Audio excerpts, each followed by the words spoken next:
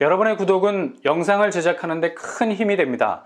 영상을 보시기 전에 구독과 좋아요 꼭 부탁드리겠습니다. 아울러 회원이 되시기를 원하시는 분들은 유튜브 채널 홈피 구독 옆에 있는 가입 버튼을 눌러주시기 바랍니다.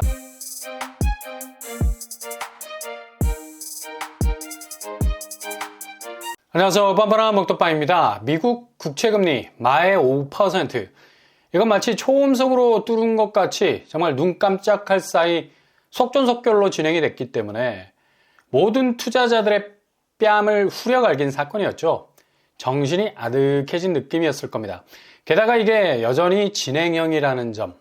이젠 뒤통수를 후려갈길 정도의 5.5% 선을 넘어가는 역대 최강의 타격감을 안겨줄 수도 있을 겁니다. 미국 국채금리는 바로 우리나라 국내 채권 시장을 직격 지난주만 해도 4.29% 정도 선에서 4.3%를 위협하더니만 그냥 그렇게 실루엣만 그린 게 아니라 정말 생생한 올레드 TV 마냥 4.3%를 정확하게 찍는 생생한 현실이 되고 말았습니다. 그것도 마이너스 1.5% 정도가 지금 떨어진 정도의 수치라는 것도 믿기지가 않죠. 채권금리는 주택담보대출금리와 동반 널뛰기를 하기 때문에 미국발 모기지 금리는 바로 분수쇼를 벌이기를 시작했는데 주택담보대출금리가 7.63%까지 치솟게 됐죠. 이게 치명적인 부분입니다.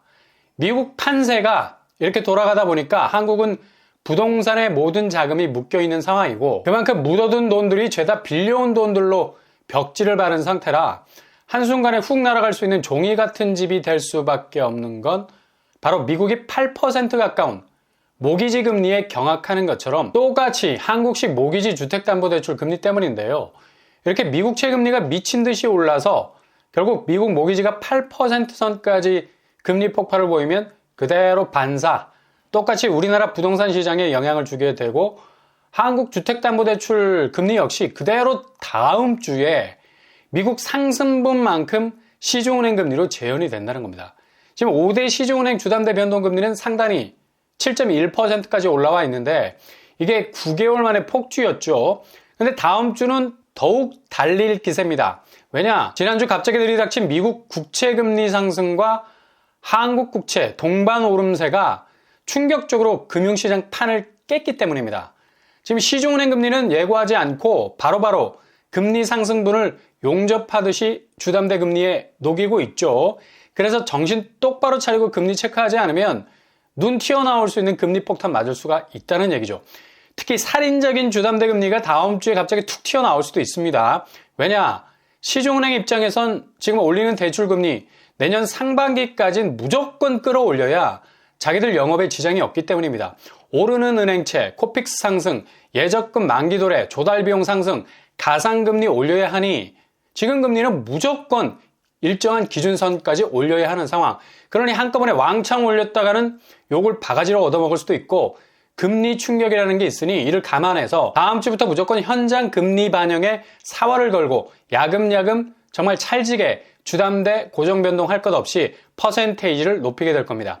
이렇게 되면 1차 폭락 시기에 금리가 8%까지는 가지 않았었는데 올해 연말에는 마의 8% 금리까지 충분히 가능한 시나리오가 나올 수 있다는 거죠.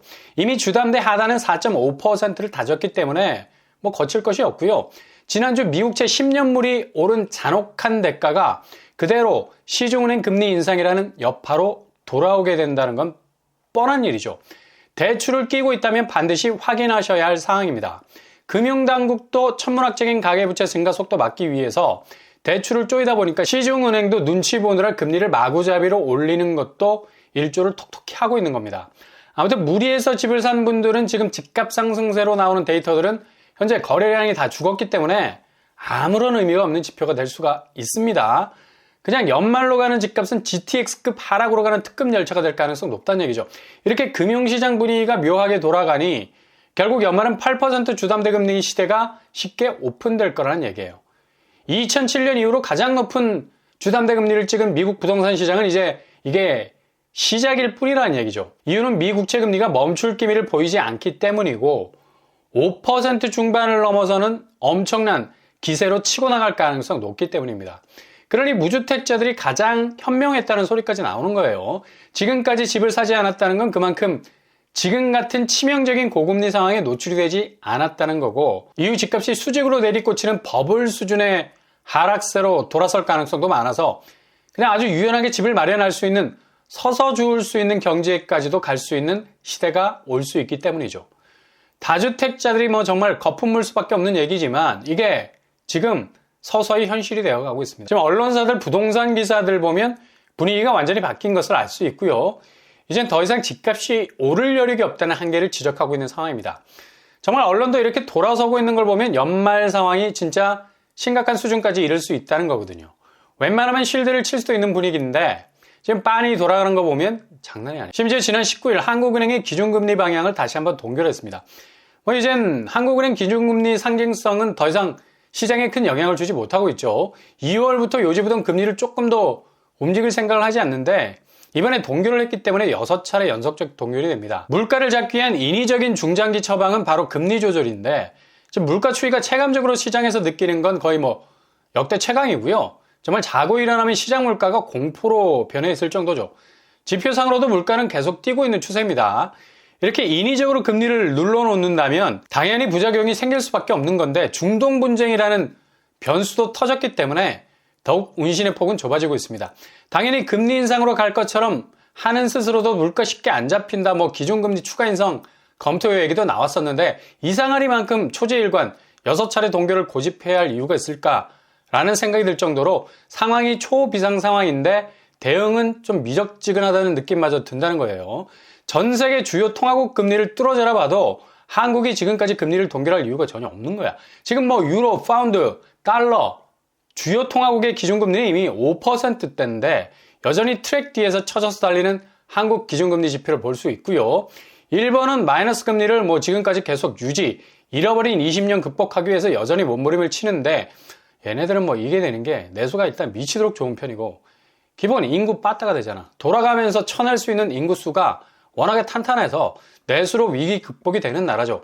기본적으로 자가발전기 돌려서 경기 띄울 수 있는 여력이 되는데 우리는 무조건 수출만이 살 길, 통화정책 자체가 이렇게 유동적이지 못하면 어떻게 우리가 살아날지가 걱정이 되죠.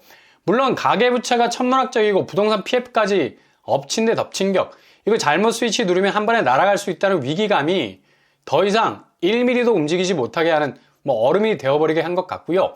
그래서 기준금리는 계속적인 동결. 근데 이걸 금리 인하 지표로 보는 사람은 없겠죠. 기준금리는 더 이상 시장에서 특히 부동산 주담대 금리와는 결별, 시중은행 금리는 대체로 초반에 말씀드린 미국 국채 영향을 받는 거고 국내 은행채 금리로 이어지는 도미노식 충격 여파를 주담대 금리로 쏟아내는 건데 아무리 중앙은행이 기준금리 꾹 눌러놓는다 해서 금리가 낮아지는 일은 꿈도 꾸지 못한다는 거예요. 이거 금리 인하로 가는 지표라고 읽는 사람은 거의 안드로메다 지성을 가진 거고 당장 한국은행 기준금리와 별개로 가고 있는 시중은행 주담대 금리는 변동이 7%를 넘어서고 있고요. 미 주담대 금리가 8% 충격을 말하고 있는데 우리도 여기까지 얼마 걸리지 않을 겁니다. 바로 11월에 기록을 깰 수도 있고요. 주담대 금리 8% 시대 그냥 열어 젖힐 수 있다는 얘기죠. 유가 문제도 상당히 심각한 부분이고요. 브렌트유가 90달러를 넘어선 지 오래가 됐고요. 당연히 물가 자극하게 될 거고요. 미국의 추가 금리 인상도 예고가 되어 있습니다. 미국 경제가 워낙 좋기 때문에 인플레이션 걱정해야 되고 행복한 고민이죠. 중동 문제가 확전이 되지 않을 가능성이 높아서 올라가는 국채금리 안배에서 계속해서 미국 기준금리는 마이웨이를 갈 겁니다. 이런 대세로 이제서 느껴지니 지금 우리나라 부동산 상황은 급격하게 얼어붙을 수밖에 없는 거죠. 거래량 그래프를 봐. 훅 떨어져 있는 걸 볼 수 있죠. 10월 거래가 어느 선까지 선방을 할지 모르겠지만 지금은 500건 정도로 올라와 있는데요. 상대적으로 내놓은 매물은 반대 궤적을 가지고 있죠. 서로 팔고 나가려는 아우성이 한두 달 사이에 거의 비명으로 바뀌게 될 가능성이 높습니다. 7만 6천 건 완전히 다졌고요. 집값 하락이라는 뚜렷한 반환점을 만들어낼 건데 이게 지금 자체 부동산 시장의 일시적인 변동 요인이 아니라 대내외적인 전체 분위기 안에서 충분히 그릴 수 있는 그래프라는 거죠. 내년 상반기부터 아주 우습게 아파트값이 우수수 떨어질 거고 그걸 아주 우습게 주울 수 있는 판도가 뒤바뀐 부동산 시장이 열릴 수가 있다는 얘기입니다. 그러니 눈 질끈 감고 조금만 더 기다리셔야 되겠습니다. 그러니 절대 무리하지 마시고 연말부터 급격하게 낙폭이 조정되는 과도기를 보시면서 느긋하게 준비하시는 것도 좋은 선택일 수 있겠습니다. 아무튼 다음 주 시중은행의 살인적인 금리 인상분이 상당히 공포가 될 수 있는 한 주간이 될 수 있다는 사실 인지하실 수 있길 바랍니다.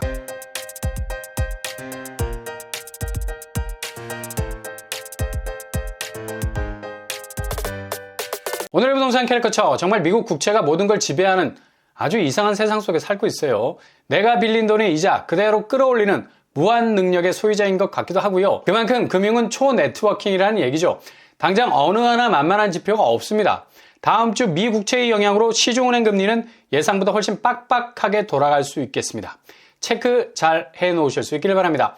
오늘도 응원합니다. 여러분의 길이 꽃길만 되실 수 있길 바랍니다. 이상으로 뻔뻔한 복덕발 마치겠습니다. 구독과 좋아요 부탁드립니다. 감사합니다.